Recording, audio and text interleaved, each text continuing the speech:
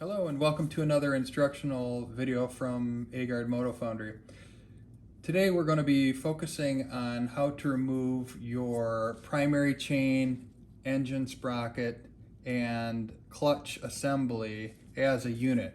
So we're going to loosen your engine sprocket and loosen the clutch hub nut, and then we're going to take the whole thing off as an assembly.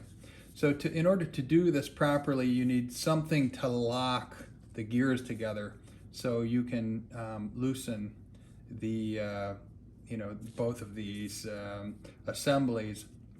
So a good thing to know is this is a traditional right-hand thread, okay? However, the clutch is a left-hand thread. So to loosen our clutch nut, we're going to be in a traditional tightening because it's a left-hand thread. So we'll work through that. If you don't have, this is a Jim's 5520. There's other locking bars for the Tubeframe XB9. It's a little bit longer. So if you're working on those, then you can get the proper tool for that. Again, this is a Jim's 5520. There's a Jim's 2318 to take care of some of the other models. Also, if you're on a budget, you can use the 4-inch brass hinge, and this is going to fit in there. Brass is good because it'll give way before do damage to the hinge before it does any damage to your teeth on your sprockets. So you can see how that kind of fits in there. So we're going to jump right into it. What you're going to need before you get going here, we'll put the hinge aside and focus on our locking bar here. What you're going to need is for the clutch nut, that is going to take a 1 3/16 socket. And then for our engine sprocket nut, or it's actually a bolt on this model, we're going to be using a 13/16. Some of the previous models used a different size, so just size up what you're looking at here. Get yourself a long breaker bar because this is under some torque, so you're going to want to make sure that you do not use any impact tools on this. Basically, you're on the end of your flywheel here. You don't want to do any damage to that. Plus, these are all magnets, so that's why it's stamped on there, no sharp blows. So take this off with a breaker bar.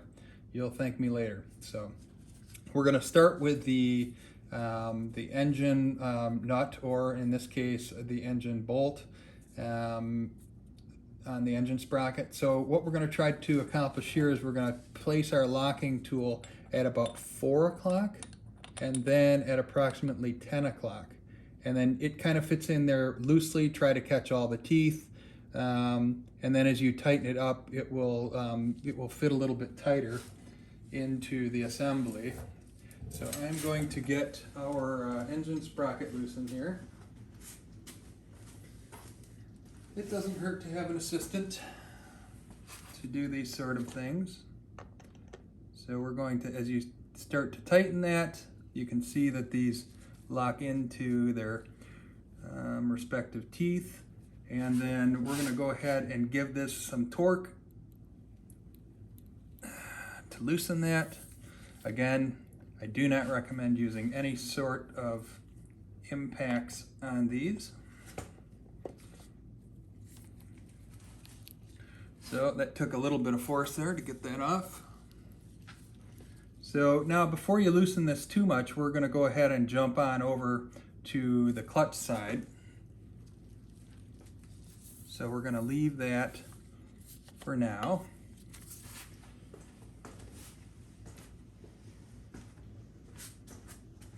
Now, to get into and access the clutch nut, switch my sockets here. You're going to need to take this circlip off, little circlip tools. There's 2 areas, and you squeeze in on the circlip, take that out.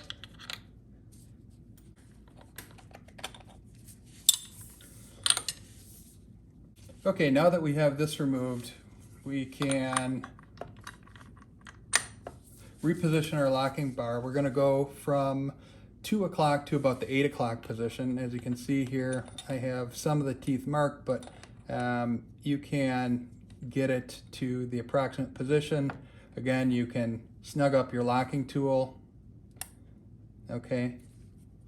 Before I go all the way on that, I like to just make sure that all the teeth are being engaged by the tool. And then we're going to remove our clutch nut. Again, this is under a little bit of tension there. We're going to avoid using any impact tools on this as well. This is an old-fashioned. And once you get it loosened, you know, sometimes you can do it without. Sometimes you're going to have to put that back in, but this is so loose now, it will just come off. All right, so let me get these loosened up and we'll come right back.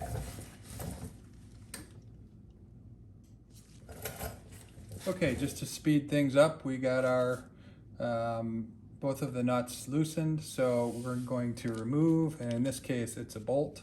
You see the Loctite there. And with the clutch nut, again, left-handed thread, so there is the nut itself, and then in here there's a thrust washer, and as you can see, it's has a directional location. And then the whole assembly can basically come off as a unit. So the thing to remember with this is the clutch is just going to want to pull off, okay? And this basically has you know, a bunch of magnets involved with the charging system. So you want to basically use the chain as leverage. You can just basically, we're just going to do this and walk it all out at once here. You can use a puller on this, or you can just take your time. Hang on to that clutch because it's going to want to jump off on its own here. This is done best with a helper if you have one. My helper is gone for the day. So if you take your time, you can do it as just one person. So then the whole assembly comes off just like that. Okay. We'll set that aside for now.